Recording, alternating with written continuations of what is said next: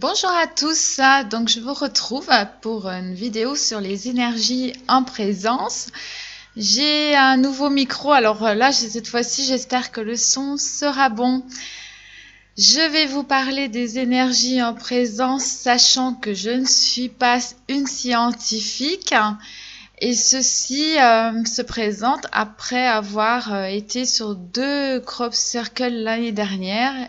Ce qui m'a intéressée, c'était les énergies en présence. Et je n'étais pas allée pour savoir si c'était des vrais ou des faux crops, mais pour ressentir des énergies, parce que je vais sur des lieux telluriques en tant que médium et je capte et je ressens des entités, des énergies, etc.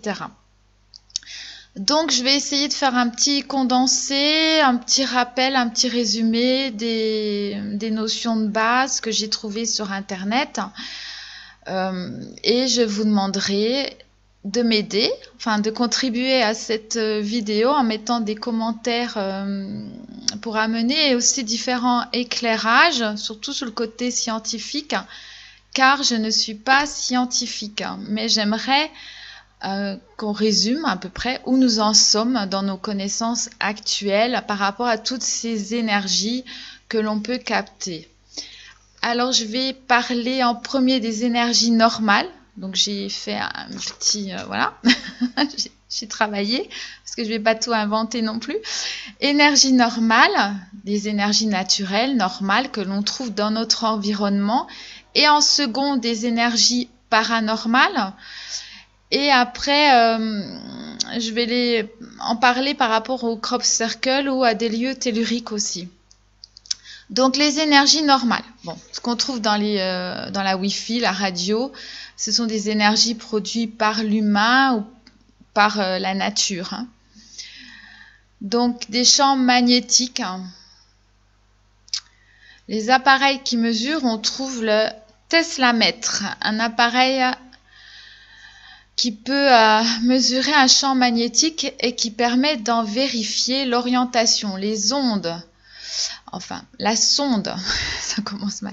La sonde contient une cellule à effet Hall. Il est utilisé en physique. Donc, il existe un appareil, le teslamètre, qui va mesurer des champs magnétiques. Les énergies, en général, sont mesurées en joules, en degrés, en Celsius, en kilowattheures. En physique, l'énergie est une mesure de la capacité d'un système à modifier un état, à produire un travail entraînant un mouvement, un rayonnement. Donc là, on va partir sur des bases en physique pour remettre un petit peu à niveau et savoir de quoi l'on parle exactement. L'unité de mesure de l'énergie légale en France est la joule, et ainsi dans la quasi-totalité des pays, qui s'inscrit dans un système global appelé Système international d'unité, SI. La joule est définie comme le travail d'une force d'un newton dont le point d'application se déplace d'1 mètre dans la direction de la force. J'ai trouvé tout ça sur Internet. Donc voilà pour en physique la définition de l'énergie et comment on la mesure, quelles sont les unités de mesure et les appareils. Alors moi j'en ai trouvé qu'un, le teslamètre, qui va mesurer des champs magnétiques. À vous de dire, moi après effectivement il y a quand même les kilowattheures, les degrés Celsius, bon, etc. On va pas rentrer non plus trop dans les détails. Les énergies magnétiques naturelles, l'énergie électromagnétique et l'énergie du champ électromagnétique contenue dans un volume donné de l'espace à un instant donné. Cette énergie électromagnétique extensive s'exprime en joules comme toute quantité d'énergie. Elle dépend du temps et du volume considéré. Ce sont des définitions trouvées sur Internet. On parle d'équation de Maxwell, théorème, etc. Ce qui m'intéresse le plus, ce sont les ondes électromagnétiques. L'énergie électromagnétique se déplace, n'est-ce pas? Comme dans les ondes électromagnétiques, ondes radio, radar, micro-ondes, la lumière, les rayons X et gamma. Ces ondes électromagnétique transporte de l'énergie. Alors, en mécanique quantique, théorie quantique des champs, on parle d'opérateurs hamiltoniens. Et donc, on peut faire référence aux travaux de Max Planck. Et au niveau des quanta, Albert Einstein, qui a lui-même mis en place le concept du photon en 1905. La fréquence de l'onde s'exprime en Hertz. Le quantum d'énergie ou énergie du photon dépend de la fréquence.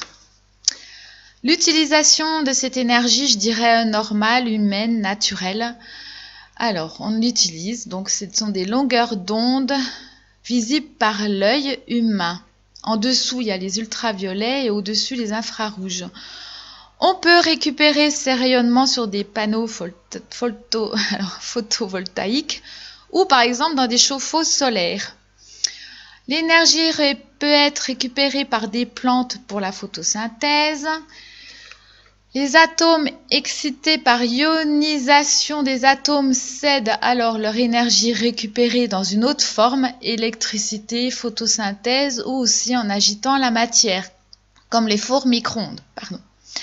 Les ondes hertziennes sont utilisées par les radios, télévisions, téléphones portables. L'énergie électromagnétique provoque la circulation d'un courant électrique dans l'antenne, transformée alors en son ou en image. On retrouve dans ces énergies le magnétisme de la Terre. Donc c'est un bouclier terrestre qui est un champ magnétique présent dans un vaste espace autour de la Terre, ainsi que dans sa croûte et dans le manteau terrestre. Il a donc son origine, le magnétisme terrestre, dans le noyau terrestre, par un mécanisme de dynamo auto-excité. Donc il y a des énergies naturelles ou humaines, fabrication humaine, et l'énergie, le magnétisme terrestre qu'on retrouve n'importe où. Et aussi dans n'importe quel champ. CF, les crop circles, déjà à la base, le support possède de l'électromagnétisme ambiant, on va dire dans l'air ambiant, dans la terre, partout. Il y a aussi le magnétisme humain, qu'on appelle le biomagnétisme. C'est la sensibilité du corps humain au magnétisme. On a un fluide magnétique en nous, parce que nous sommes reliés à la terre, effectivement, et les animaux aussi, qui peuvent aussi s'orienter par le magnétisme terrestre. Alors, je reprends mes notes. Voilà un petit peu, voilà, j'avais fait le tour. Donc, il y a bien les travaux d'Einstein à la base. Et après, on retrouve la physique et la mécanique quantique maintenant, etc. On peut aller beaucoup plus loin que ça. Ce sont vraiment que des notions de base, des pistes de recherche. Pour les ondes, on va dire normales, ce qu'on retrouve fabrication humaine ou normale, naturelle, qu'on trouve partout. On trouve en tant que médium, quand je vais sur des sites, donc je retrouve déjà les énergies naturelles, l'électromagnétisme, les champs magnétiques, l'énergie de la Terre, l'énergie des humains.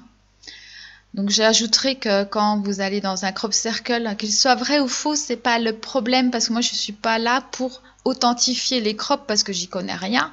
Comment on fabrique un crop et comment le blé, tout ça, je sais pas du tout. Par contre, je suis sensible aux énergies. Donc quand j'arrive dans un lieu, alors qu'il y a un crop ou qu'il n'y ait pas de crop ou dans n'importe quel champ, effectivement, on peut ressentir les énergies des gens qui sont passés avant. Par exemple, si c'est des magnétiseurs, l'énergie va être chargée en magnétisme. Ou aussi, je vous parlerai après des lieux telluriques. Je vais en parler en troisième, sur un autre chapitre. Là, on va aborder les ondes paranormales, qui ne sont ni mesurables, ni quantifiables, ni imitables. Donc, dans les ondes normales, on peut les mesurer, on peut les quantifier, on peut les utiliser, on maîtrise les choses, on a de la technologie pour mesurer.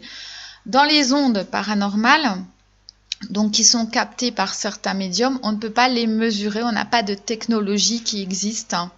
Il n'y a aucun appareil pour mesurer les ondes paranormales à notre époque, donc on ne peut pas apporter des preuves matérielles, on ne peut pas apporter des preuves tangibles du monde intangible, à ma connaissance.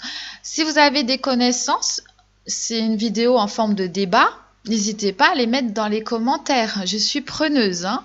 Je ne sais pas tout sur le sujet. J'essaie juste de faire un point pour que l'on sache vraiment où nous en sommes. Donc, il existe des ondes non connues des humains et non mesurées pour l'instant par les sciences physiques et quantiques. Par exemple, dans l'univers, il y a aussi ces fameux trous noirs. On ne sait pas ce que c'est, on ne sait pas trop. Il y a des ondes, on ne sait pas qu'elles existent. On ne les a pas mesurées par des appareils. Elles peuvent être perçues, ces ondes paranormales, par des personnes sensitives comme les médiums, les voyants, les géobiologues.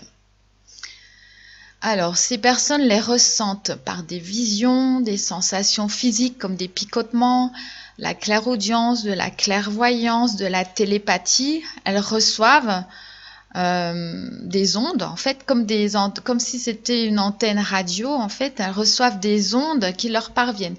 Il faut aussi savoir, il y a des gens qui entendent les ultrasons, mais pas tout le monde. Tout le monde n'est pas équipé pour.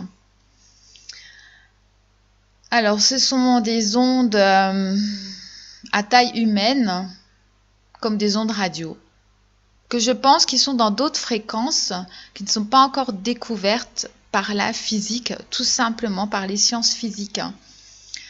Des ondes magnétiques, des énergies en mouvement, avec des sensations d'autres mondes parallèles, d'autres dimensions. La seule chose que les médiums ou les géobiologues ressentent vraiment, c'est si elles sont dans des basses fréquences, des basses vibrations. Donc on les sent basses et lourdes, voilà. Ou si elles sont dans les hautes fréquences, donc on les sent lumineuses, légères, positives. Les basses vibrations, on les sent basses, lourdes, négatives, plombées, voilà, vraiment chargées, plombées, lourdes, la sensation de lourdeur. Donc ce sont des ressentis. Ces ondes, certains, en fait, on n'a pas d'appareil pour les mesurer, donc on les mesure avec les moyens du bord, c'est-à-dire souvent avec un pendule, avec un cadran.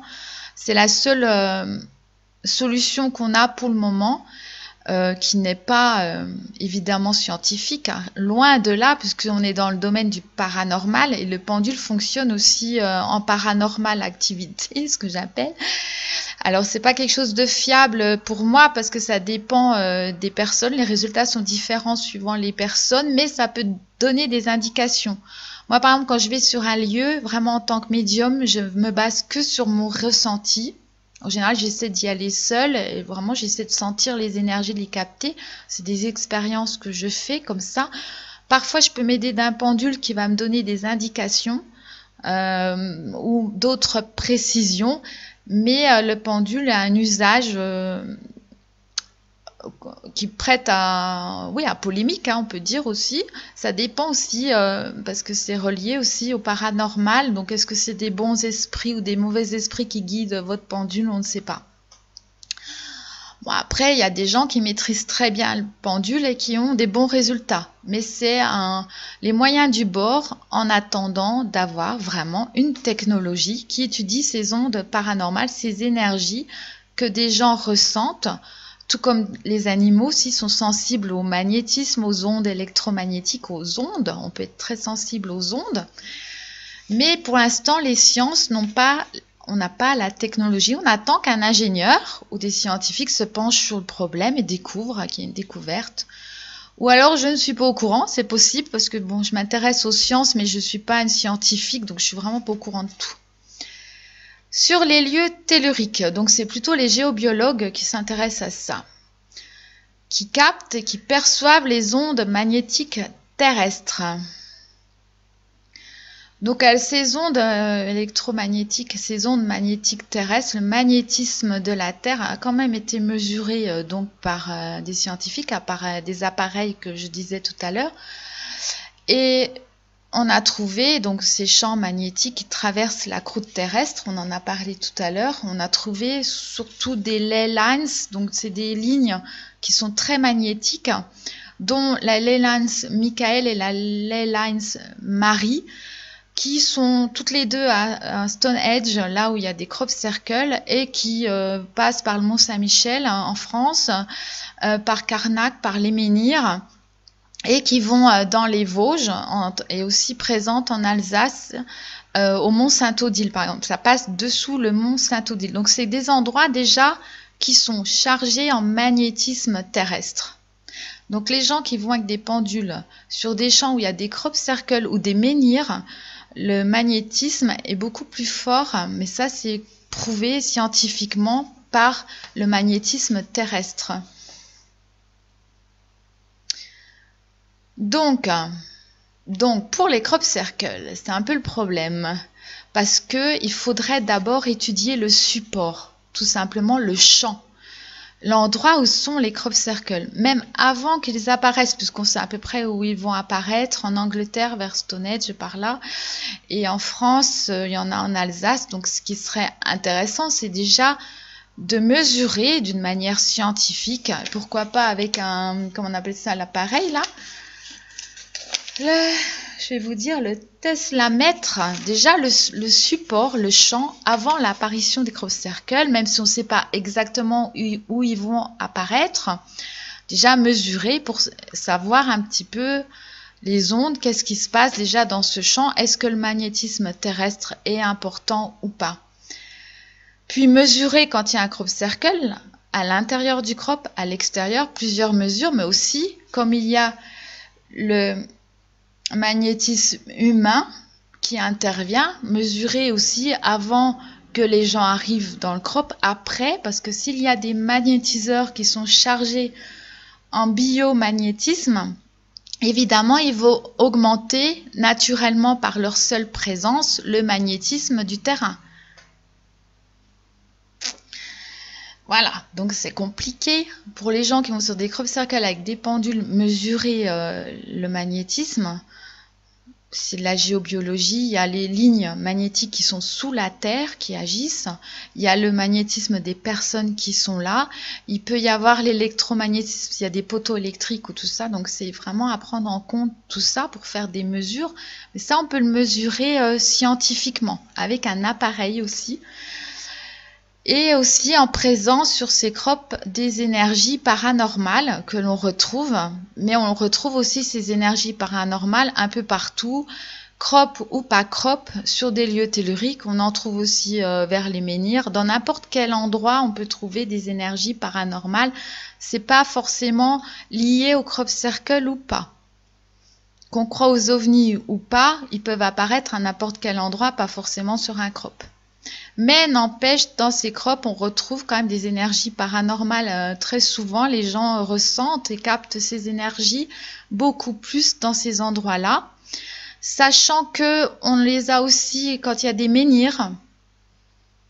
Donc évidemment, en Angleterre, si vous allez vers Stonehenge voir des crop circles et qu'il y a les menhirs qui sont là, c'est une zone déjà très, on va dire, paranormale, avec des énergies paranormales.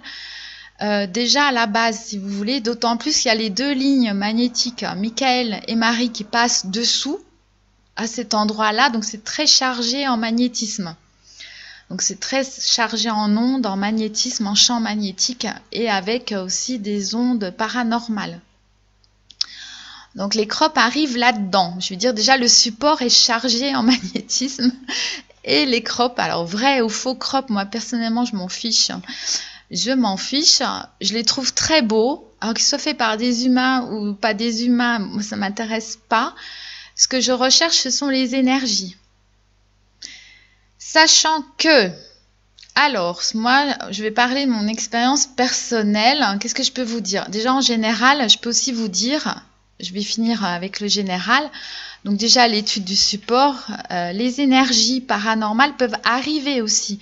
Je veux dire, ceux qui ont des guides, l'énergie divine ou les gens qui font des reiki, tout ça, ils savent faire venir l'énergie. Donc on peut faire venir de l'énergie à n'importe quel endroit, dans n'importe quel champ, dans n'importe quelle montagne, quelle forêt.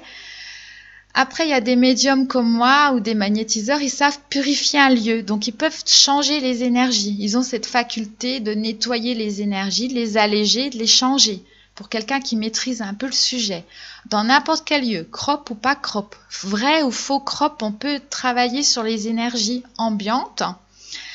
Après, les médiums magnétiseurs, quand ils sont dans un endroit, ils forment un égrégore. Donc, leur magnétisme, leur biomagnétisme, on va dire, leurs dons aussi, leurs dons fusionnent et sont beaucoup plus forts. Donc, du coup, ils vont eux-mêmes créer une énergie chargée en positif en général. Et ils ont aussi cette capacité de modifier l'énergie ambiante. Ils vont magnétiser l'endroit de toute manière et le magnétisme peut rester un moment. Alors je ne sais pas combien de temps, j'ai pas mesuré, je ne sais pas, mais je sais qu'ils forment des égrégores. Donc moi en tant que médium, je vais parler de mon expérience personnelle. Quand je passe sur un lieu où il y a eu des magnétiseurs, je vais déjà ressentir que le lieu a été magnétisé. Que ce soit dans un vrai crop ou dans un faux crop ou comme je vais sur des endroits telluriques dans une forêt, vers un menhir, on sent en fait le magnétisme. Et si un magnétiseur est passé par là, ou une personne très spirituellement élevée, qui fait de la méditation, qui est qui est connectée, on va dire, on va sentir un magnétisme plus élevé, un lieu, on va dire sacré, où il y a eu des prières ou la foi. On va sentir une énergie de haute fréquence, élevée, légère, joyeuse, lumineuse, une grande lumière. Aussi, moi, je peux voir une grande lumière, par exemple. Si le lieu a été nettoyé et purifié par des magnétiseurs, des médiums, moi, quand j'arrive, je vois vraiment une grande lumière et que c'est léger, je me sens bien. Au contraire de ça, si c'est des gens qui ont une mentalité douteuse, qui sont passés, ou des voyous, je ne sais quoi, on va sentir que les énergies sont plombées. Voilà, c'est comme je disais tout à l'heure, des basses vibrations. Après, on peut sentir aussi des entités quand on est passeuse d'âme ou médium. Naturellement, les entités vont se présenter à nous, qu'on soit dans un champ, dans un crop ou ailleurs. Moi, quand je suis allée sur 2 crops, un où j'ai trouvé l'énergie très négative et je me suis pas demandé si c'était un vrai ou un faux crop. Quand je suis arrivée, par contre, j'étais très surprise que ce soit aussi négatif. Parce que je m'attendais quand même à autre chose, j'avoue. Surtout que c'est quand même en Alsace. Bon, alors du coup, je me suis pas posé la question est-ce que c'est un vrai crop ou un faux, mais j'ai été déçue quand même des énergies. Voilà, on est parti assez vite avec quand même des phénomènes paranormaux. Mais moi, les phénomènes paranormaux, je peux en voir dans des champs ou dans une forêt. Il y en a surtout vers des menhirs. Après, je suis allée dans un 2e crop où là, par contre, j'ai trouvé autre chose, des énergies très très positives, voilà. Bon, très différents les 2 crops. Par contre, voilà, le champ était fauché, donc la question c'était pas de savoir si c'était un vrai ou un faux crop, puisque de toute façon ça avait été fauché juste avant que j'arrive. Donc moi, j'avais que la terre. Mais par contre, j'ai senti des énergies très très positives et vraiment très fortes, très costauds, des énergies christiques, mariales, enfin vraiment. Alors, est-ce que des gens sont venus et ont prié sur ce lieu-là? Après, en géobiologie, les gens qui font la géobiologie, quand ils arrivent, par exemple comme moi aussi, je peux voir en vision ce qu'on appelle les cheminées cosmotelluriques. Donc, il y a des cheminées cosmotelluriques positives et des cheminées cosmotelluriques négatives qu'on peut trouver sur des crop circles, mais aussi qu'on peut trouver sur des menhirs ou ailleurs, ou sur des lieux où il suffit qu'il y ait... je sais pas trop pourquoi en fait, mais en fait c'est comme ça. Après, je ne suis pas non plus géobiologue, mais on connaît ces énergies paranormales. Je veux dire, il y a des gens qui ont étudié ces énergies-là. On arrive à les voir en vision, en clairvoyance, à les ressentir. Par contre, à les mesurer, à les quantifier, on ne sait pas le faire. Le pendule, pour moi, n'est pas scientifique. Voilà. On peut le faire avec un pendule, mais ce n'est pas une preuve effectivement matérielle et tangible. Comment donner des preuves tangibles du monde intangible? Comment donner des preuves matérielles du monde immatériel? Pour l'instant, les scientifiques en sont à essayer de prouver la 4e dimension. Et c'est compliqué. Parce que voilà, c'est pas, on peut pas toucher, quoi. Je veux dire, comment apporter des preuves matérielles du monde immatériel? Quelqu'un, par exemple, qui est décédé et qui est ressuscité, vous n'allez pas lui demander qu'il ramène un sabre laser de Star Wars, par exemple, un objet ou quelque chose. On peut pas ramener un objet de la 4e dimension pour vous le montrer. Et voilà, pour l'instant, on ne sait pas, on n'a pas la technologie pour apporter des preuves matérielles. Donc on est bien conscient de cela. C'est pour ça que les médiums parlent de ressenti, parce que c'est des ressentis.